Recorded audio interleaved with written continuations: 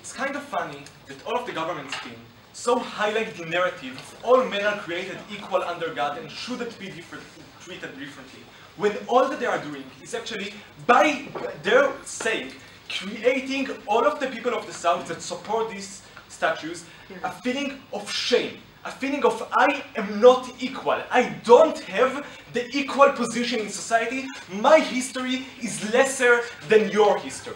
And we say that this feeling alone is so symmetric to what they say about like feeling shamed as a black person, that this enough is a reason not to do those things. But secondly, we say that this debate is about the polarization, and we will talk specifically about how this specific symbol of a soldier creates a different thinking within the growing rivalry between the far right and the far left on those issues. So I have 3 points in my speech. Firstly, the actual historical context and the narrative that surrounds these statues.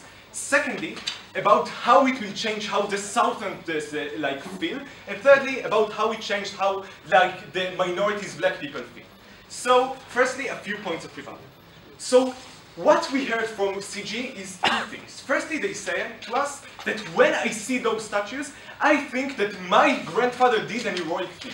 So firstly, we say that we don't see why there is actually a big difference when those statues are come down. Because I probably have a picture of my grandfather, so other stories about him, actually in many places, the rifle of my grandfather from the war, and therefore I already hear those stories and already think about all this bravery, and we don't see why specifically those statues make a big difference in those specific things. But secondly, we tell you that their interpretation is different because of what I'm going to explain later about how it is connected specifically to Reconstruction and not to glorifying the war in the minds of the people who see these sculptures, these statues. Secondly, they tell us, yes, but like to embarrass an idea, I should embarrass the group who supports it. But what they miss is that they embarrass shame much more from the group who supports racism. They shame many people who just support being proud Southerners, what that thing means for them, and therefore it creates much broader shame in those societies. Thirdly, they say, in the long run it might be better, but if we don't think that the messages are bad right now, then obviously we don't see why, even if it changes in the long run, we get any benefit in our society, because when they are like treated in the right sense, so we don't see any like bad consequences of them being hanged around even for 100 years more. So let's go to our case. Firstly, about the context, because let's talk about history. Alon is lying, and it is ironic because he's talking so much about healing. What actually happened is that right after the war, the reconstruction that was held by Charles Lee had those statues built specifically for actually giving the Southern people a feeling that the North respects them and sees them as human beings and not only as people who were conquered by the North. This was an extremely important notion of the Reconstruction, to let them feel that the North accepts them as who they are, to not create another civil war. This was all what the Reconstruction was about, and an important part of it was creating these statues that show, yes, you have suffered too, we don't support your goals, but that means that we as the North respect you too. This is the main symbol that lasts today as the respect of the North to the feeling that were hurt by the Southerners in the Civil War. That means, listen, that all of OG's principal justification to when we can get those statues down is falling apart. Because they don't want to get the Washington monument down, because they say that he had other good ideas. We've showed you that this had other good ideas too. It was to healing the country and creating a self of a unified America, which means that their justification going down. But secondly, we say that actually other things happened since then. Firstly, we say that in many cases, there are Union soldiers next to the conservative soldiers in order to show the unification of the country. And secondly, we say that in any case, it is really perceived as the main symbol of Reconstruction. So how does that thing affect what happens in society? So firstly, about the Southerners. We say that firstly, it is perceived specifically as attacking the legitimization of the North to unifying the country. We say that because it is playing into the Reconstruction idea, that means that I feel that right now, the North is disrespecting the feelings of the South as the ideas to have states' rights, and the ideas that we have also legitimate griefs and legitimate ideas that needs to be heard. And listen, because you need to imagine the images of the Union soldiers standing up when the Confederate soldiers is going down.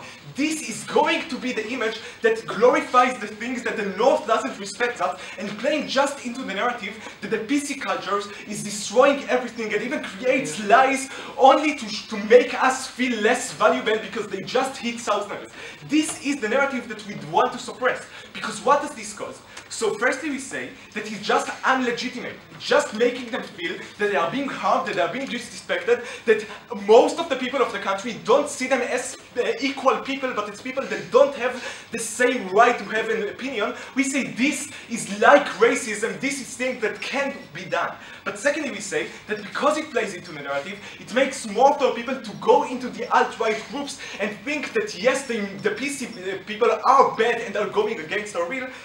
Before I move on, yes, Alon. Okay, so these soldiers died to destroy the US, and so inherently these statues cannot be unifying symbols. Now the image of them being torn down is powerful, sure, and Southerners will be upset in the short run, but the image of them being torn down is a symbol of unity and Alon, if most of the people that perceive them as a symbol of unity already, then destroying them is a symbol of separation. So what we say thirdly is that create a symbolic war, because actually specifically having a soldier changes meaning from unification to being the soldier of the South means that right now the far-right groups will use them as a main figure, because right now it is not in the public speech using those statues. But when they will be torn down, then having a Confederate soldier as a symbol is going to be much stronger, and this creates more of the narrative of not being able to discuss each other, but just more of the pivoting. That means that only having a war of ideas is the right way to go.